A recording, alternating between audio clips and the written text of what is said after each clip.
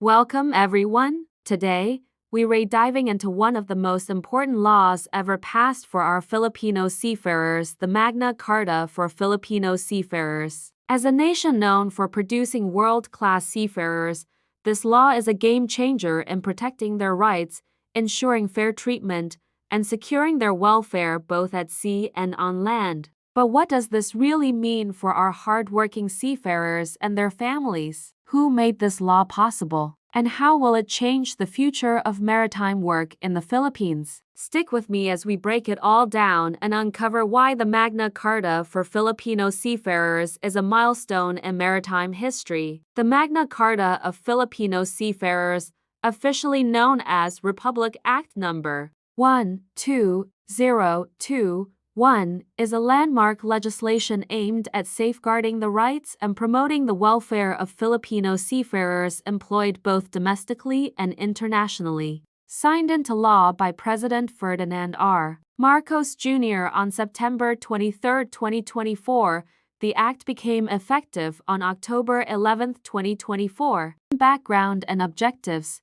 The Philippines has long been a significant contributor to the global maritime industry, with Filipino seafarers comprising a substantial portion of the world's maritime workforce. Recognizing the vital role of seafarers and the challenges they face, the Magna Carta was enacted to ensure the protection and continuous employment of Filipino sailors. With international maritime standards, such as the maritime labor laws related to employment terms, working conditions, and dispute resolution mechanisms for seafarers. Legislative process and key contributors. The Magna Carta underwent a comprehensive legislative process involving various stakeholders.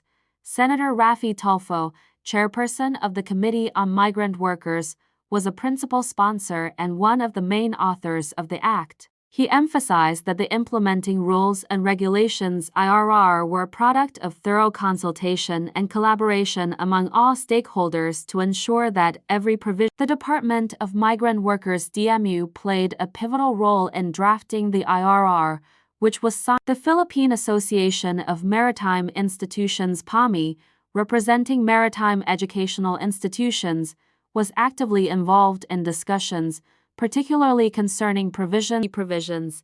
The Magna Carta encompasses several critical areas. Rights of seafarers, ensures humane working conditions, just compensation, and access to grievance mandates the establishment of training facilities and programs to enhance the competencies. Employment standards, sets guidelines for fair employment practices, including provisions on contracts, working hours, and occupational safety. Establishes mechanisms for fair and expedient resolution of disputes, including mandatory grievance procedures and access to voluntary arbitration. Regulations (IRR).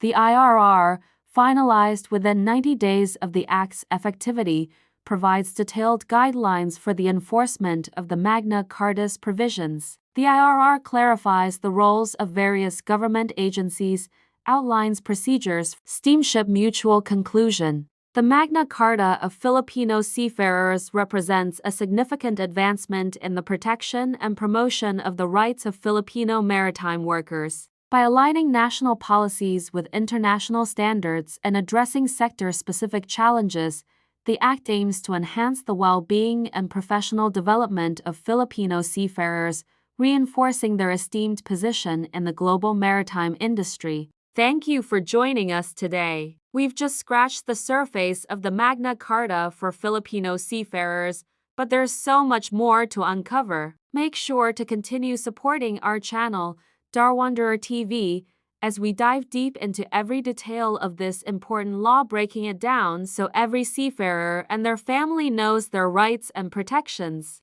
Don't forget to like, share, and subscribe to stay updated. Hit that notification bell so you won't miss any of our upcoming discussions. Let's learn together and empower our Filipino seafarers. See you in the next episode.